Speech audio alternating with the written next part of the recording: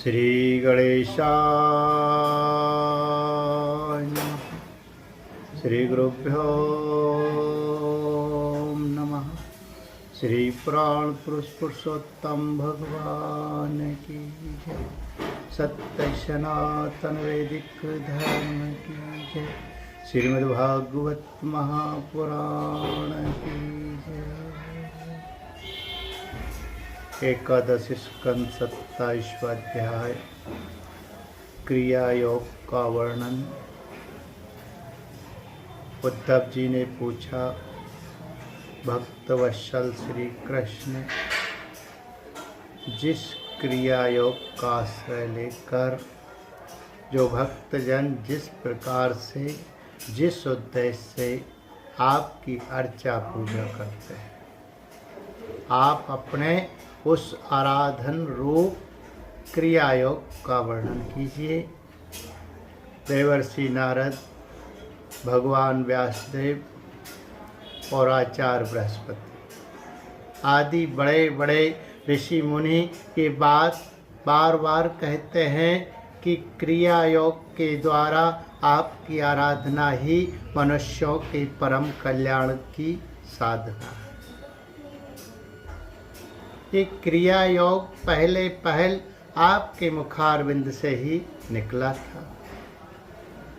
आप सही ग्रहण करके इसे ब्रह्मा जी ने अपने पुत्र भृगु आदि महर्षियों को और भगवान शंकर ने अपनी अर्धांगिनी भगवती पार्वती जी को उपदेश किया था। मर्यादा रक्षक प्रभु, ये क्रिया योग ब्राह्मण क्षत्रिय आदि वर्णों और ब्रह्मचारी गृहस्थ आदि आश्रमों के लिए भी परम कल्याणकारी है। मैं तो ऐसा समझता हूँ कि स्त्री सूत्र आदि के लिए भी यही सबसे श्रेष्ठ साधना पद्धति है। कमल नयन, श्याम सुंदर, आप शंकर आदि जगदीश्वरों के भी ईश्वर है और मैं आपके चरणों का प्रेमी भक्त हूँ। आप कृपा करके मुझे ये कर्म बंधन से मुक्त करने वाली विधि बतलाइए। भगवान श्री कृष्ण ने कहा, उद्धव जी, कर्म कांड का इतना विस्तार है कि उसकी कोई सीमा नहीं, इसलिए मैं उसे थोड़े में ही पूर्वापर क्रम से विधि पूर्वक वर्णन करता हूँ। मेरी पूजा की 3 विधियाँ हैं, वैदिक, तांत्रिक और मिश्र। और इन तीनों में से मेरे भक्तों को जो भी अपने अनुकूल जान पड़े उसी विधि से मेरी आराधना करनी चाहिए। पहले अपने अधिकारानुसार शास्त्रोक्त विधि से समय पर यज्ञोपवीत संस्कार के द्वारा संस्कृत होकर द्विज तत्व प्राप्त करें। फिर श्रद्धा और भक्ति के साथ वह किस प्रकार मेरी पूजा करे, इसकी विधि तुम मुझसे सुनो। भक्ति पूर्वक निष्कपट भाव से अपने पिता एवं गुरु रूप मुझ परमात्मा का पूजा की सामग्रियों के द्वारा मूर्ति में, वेदी में, अग्नि में, सूर्य में, जल में, हृदय में अथवा ब्राह्मण में, चाहे किसी में भी आराधना करे। उपासक को चाहिए कि प्रातः काल दतुवन करके पहले शरीर शुद्धि के लिए स्नान करे और फिर वैदिक और तांत्रिक दोनों प्रकार के मंत्रों से मिट्टी और भस्म आदि का लेप करके पुनः स्नान करे। इसके पश्चात वेदोक्त संध्या वंदन आदि नित्य कर्म करने चाहिए। इसके बाद मेरी आराधना का ही सुदृढ़ संकल्प करके वैदिक और तांत्रिक विधियों से कर्म बंधनों से छुड़ाने वाली मेरी पूजा करें। मेरी मूर्ति 8 प्रकार की होती है, पत्थर की, लकड़ी की, धातु की, मिट्टी और चंदन आदि की, चित्रमयी, बालूकामयी, मनोमयी और मणिमयी। चल और अचल भेद से 2 प्रकार की प्रतिमा ही मुझ भगवान का मंदिर है। उद्धव जी, अचल प्रतिमा के पूजन में प्रतिदिन आवाहन और विसर्जन नहीं करना चाहिए। चल प्रतिमा के संबंध में विकल्प है, चाहे करे और चाहे न करे। परंतु बालूकामयी प्रतिमा में तो आवाहन और विसर्जन प्रतिदिन करना ही चाहिए। मिट्टी और चंदन की तथा चित्रमयी प्रतिमाओं को स्नान न कराओ, केवल मार्जन कर दे, परंतु और सबको स्नान कराना चाहिए। प्रसिद्ध पदार्थों से प्रतिमा आदि में मेरी पूजा की जाती है, परंतु जो निष्काम भक्त है वे अनायास प्राप्त पदार्थों से और भावना मात्र से ही हृदय में मेरी पूजा कर ले। उद्धव जी, स्नान, वस्त्र, आभूषण आदि तो पाषाण अथवा धातु की प्रतिमा के पूजन में ही उपयोगी है। बालूकामयी मूर्ति अथवा मिट्टी की वेदी में पूजा करनी हो तो उसमें मंत्रों के द्वारा अंग और उसके प्रधान देवताओं की यथास्थान पूजा करनी चाहिए, तथा अग्नि में पूजा करनी हो तो घृत मिश्रित हवन सामग्रियों से आहुति देनी चाहिए। सूर्य को प्रतीक मानकर की जाने वाली उपासना में मुख्यतः अधर्य दान एवं उपस्थान ही प्रिय है और जल में तर्पण आदि से मेरी उपासना करनी चाहिए।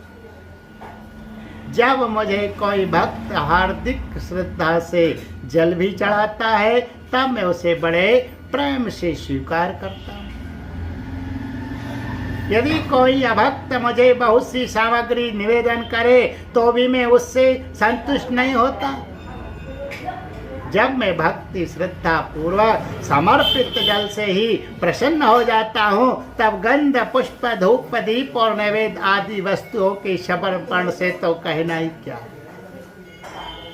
उपासक पहले पूजा की सामग्री इकट्ठी कर ले, फिर इस प्रकार कुश बिछाए कि उनके अगले भाग पूर्व की ओर रहे, तदंतर पूर्व या उत्तर की ओर मोह करके पवित्रता से उन कुशों के आसन पर बैठ जाए। यदि प्रतिमा अचल हो तो उसके सामने बैठना चाहिए। इसके बाद पूजा कार्य प्रारंभ करें। पहले विधि पूर्वक अंग न्यास और करन्यास कर ले। इसके बाद मूर्ति में मंत्र न्यास करे और हाथ से प्रतिमा पर से पूर्व समर्पित सामग्री हटाकर उसे पोंछ दे। इसके बाद जल से भरे हुए कलश और प्रोक्षण पात्र आदि की पूजा गंध पुष्प आदि से करे। प्रोक्षण पात्र के जल से पूजा सामग्री और अपने शरीर का प्रोक्षण कर। तदंतर पाद, अर्ध और आचमन के लिए 3 पात्रों में कलश में से जल भर कर रख ले और उनमें पूजा पद्धति के अनुसार सामग्री डाले। पाद पात्र में श्यामक सावरे के दाने,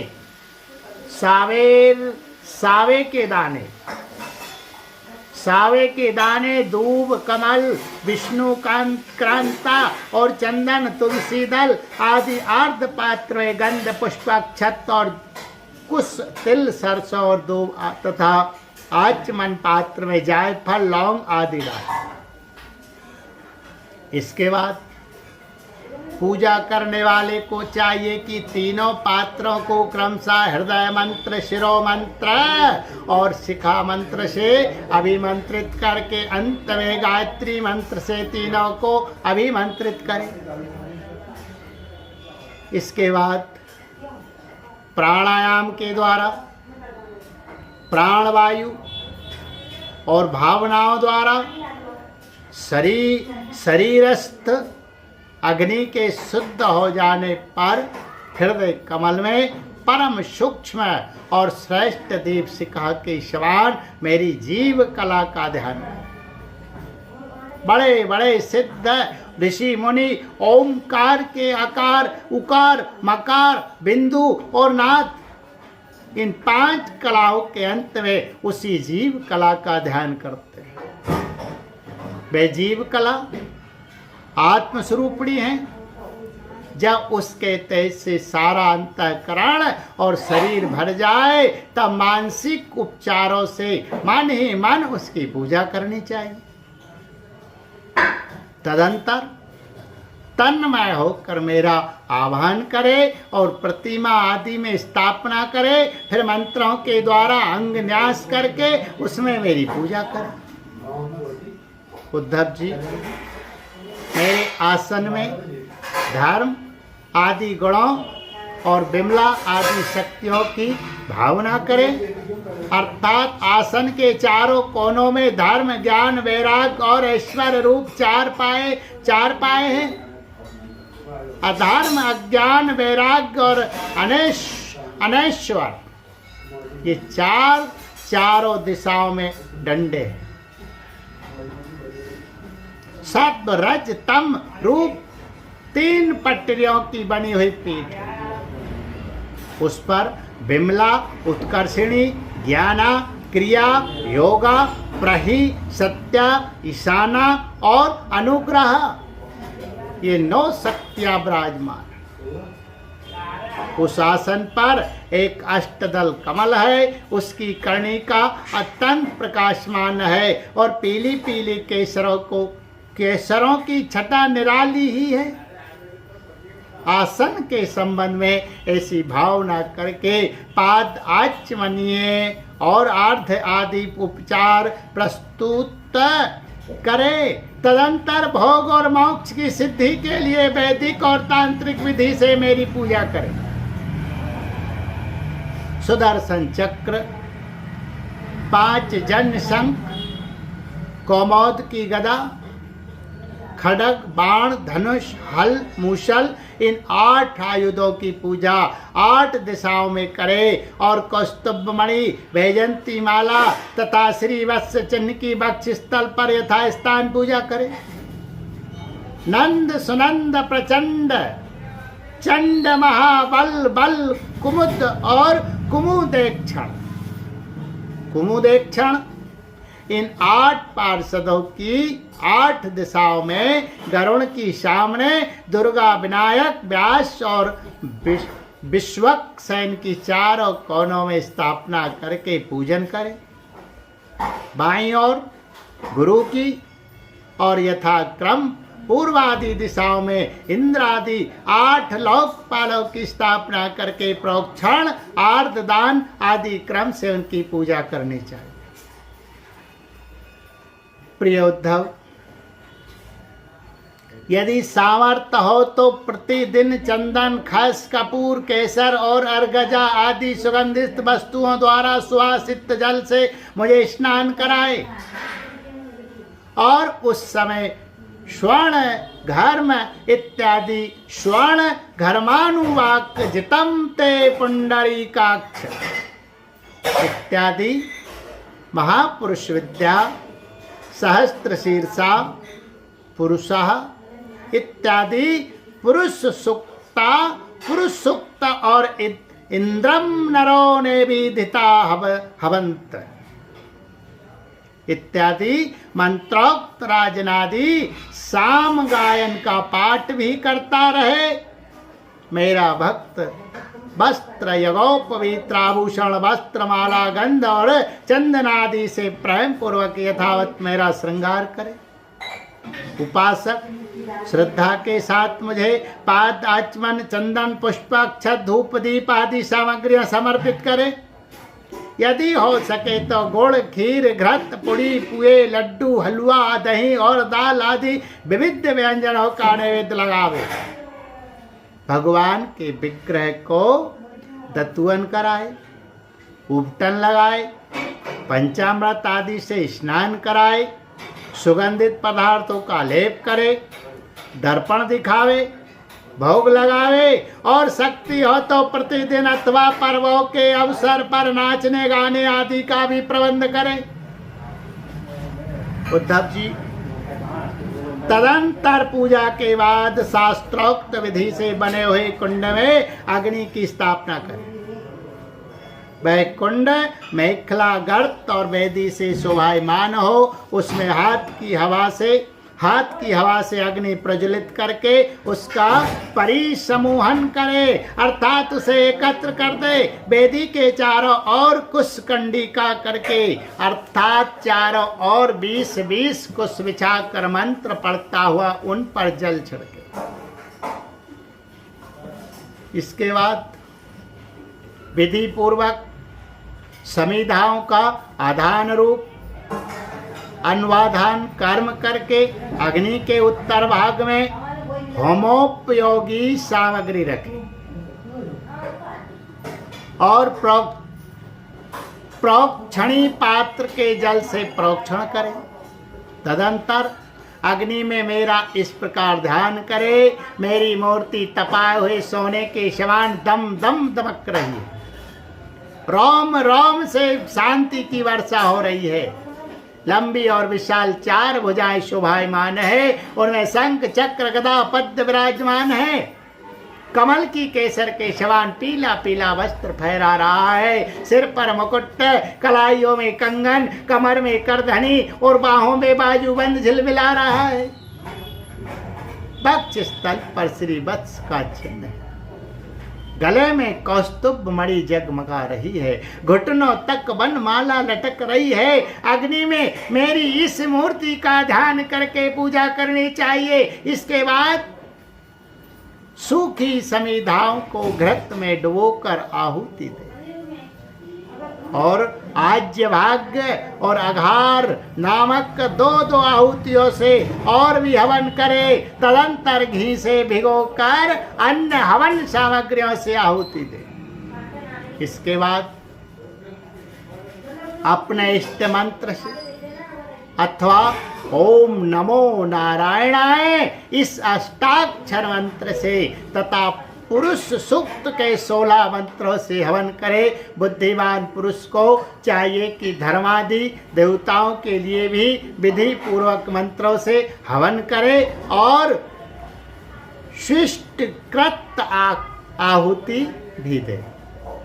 इस प्रकार अग्नि में अंतर्यामी रूप से स्थित भगवान की पूजा करके उन्हें नमस्कार करे और नंद सुनंद आदि पार्षदों को 8 दिशाओं में हवन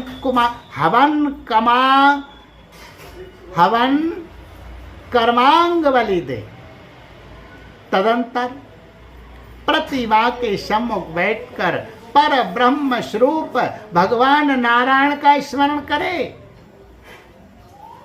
और भगवत स्वरूप मूल मंत्र ओम नमो नारायणाय का जप करें। इसके बाद भगवान को आचमन करावे और उनका प्रसाद विश्वक्सेन को निवेदन करे। इसके पश्चात अपने इष्ट देव की सेवा में सुगंधित तांबूल आदि मुखवास उपस्थित करे तथा पुष्पांजलि समर्पित करे। मेरी लीलाओं को गावे, उनका वर्णन करे और मेरी ही लीलाओं का अभिनय करे।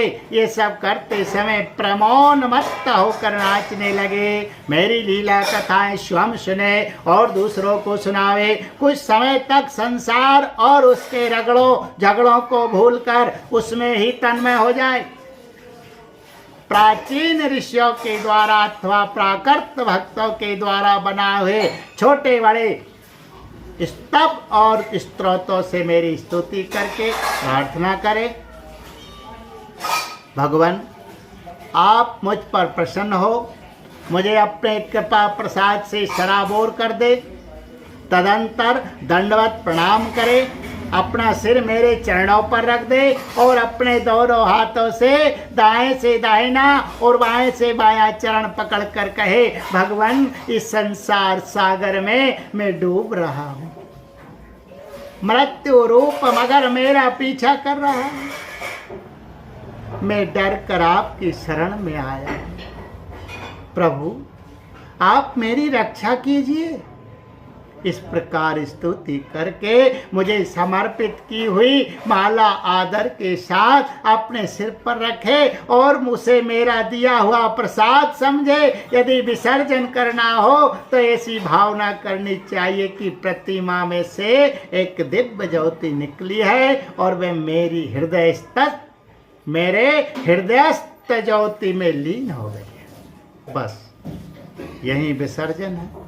उद्धव जी, प्रतिमा आदि में जब जहाँ श्रद्धा हो तब तहाँ मेरी पूजा करनी चाहिए, क्योंकि मैं सर्वात्मा हूँ और समस्त प्राणियों में तथा अपने हृदय में भी स्थित हूँ। उद्धव जी, जो मनुष्य इस प्रकार वैदिक तांत्रिक क्रिया योग के द्वारा मेरी पूजा करता है वह इस लोक और परलोक में मुझसे अभीष्ट सिद्धि प्राप्त करता है। यदि शक्ति हो तो उपासक सुंदर और सुदृढ़ मंदिर बनवाए और उसमें मेरी प्रतिमा स्थापित करे, सुंदर सुंदर फूलों के बगीचे लगवा दे, नित्य की पूजा, पर्व की यात्रा और बड़े बड़े उत्सवों की व्यवस्था कर दे। जो मनुष्य पर्वों के उत्सव और प्रतिदिन की पूजा लगातार चलने के लिए खेत, बाजार, नगर अथवा गांव मेरे नाम पर समर्पित कर देते हैं, उन्हें मेरे समान ऐश्वर्य की प्राप्ति होती है। मेरी मूर्ति की प्रतिष्ठा करने से, पृथ्वी का एक छत्र राज्य मंदिर निर्माण से, त्रिलोकी का राज पूजा आदि की व्यवस्था करने से ब्रह्मलोक और तीनों के द्वारा मेरी समानता प्राप्त होती है। जो निष्काम भाव से मेरी पूजा करता है उसे मेरा भक्ति योग प्राप्त हो जाता है और उस निरपेक्ष भक्ति योग के द्वारा वह स्वयं मुझे प्राप्त कर लेता है। जो अपनी दी हुई या दूसरों की दी हुई देवता और ब्राह्मण की जीविका हरण कर लेता है वे करोड़ों वर्षों तक विष्ठा का कीड़ा होता है। जो लोग ऐसे कामों में सहायता, प्रेरणा अथवा अनुमोदन करते हैं वे भी मरने के बाद प्राप्त करने वाले के समान ही फल के भागीदार होते हैं। यदि उनका हाथ अधिक रहा तो फल भी उन्हें अधिक ही मिलता है। बोलिए गोविंद गोपाल कृष्ण भगवान की जय।